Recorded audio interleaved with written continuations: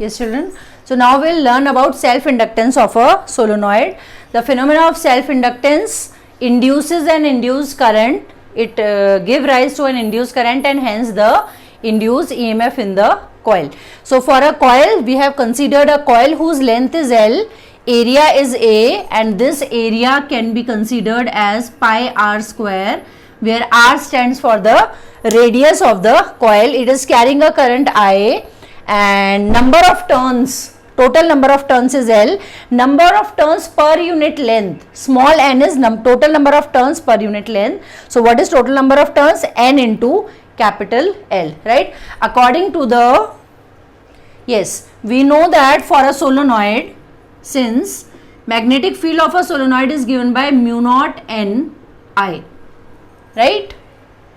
We have learned in the previous chapter of magnetic effects of current that magnetic field inside the coil is almost constant and it is given by mu naught n I, right?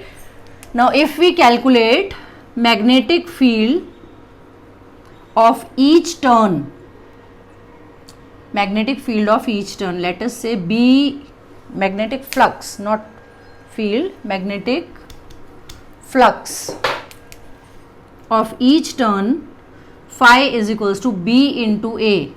So what is B? Mu naught n I into A, equation 1.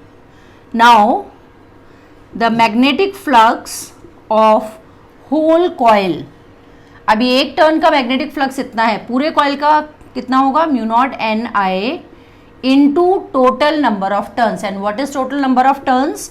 Mu naught phi is equals to mu naught N I A into total number of turns कितने? N into L. N and N get multiplied, phi comes out to be mu naught N square I A L, right? Equation 2. But according to the phenomena of self-inductance, what we have learned कि phi कितना होना चाहिए? We have learned phi is proportional to I and phi is equals to Li. So what should be phi? Phi should be equal to Li. Comparing both, we can write Li is equals to mu naught n square I A L, right? Yes, I get cancelled out and the value of L comes out to be mu naught n square A L. This is the value of self-inductance of a long solenoid. Mu naught n square A into L, where mu naught is a constant, we know the value. Its value is 4 pi into 10 raised to power minus 7. N is the number of turns per unit length. A is the area of the coil. L is the length of the coil. We have one more expression for the same. L is equals to mu naught capital small n को हम क्या लिख सकते हैं? Capital N by L. तो ये हो जाएगा n square by L square A L. L get cancelled out. L का formula comes out to be small capital L is mutual inductance, small l is the length of the coil. Do not mix them up. Mu naught n square A upon L.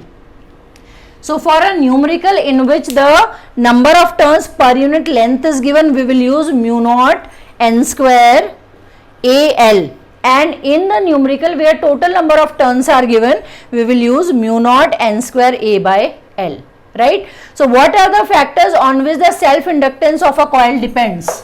Self inductance of a coil depends on the number of turns per unit length, the geometry of the coil, geometry means area and length of the coil, and what else? It depends on the permeability of the core material. What is the permeability of the core material? These are the three factors on which the self inductance of the coil depends. I hope you understood.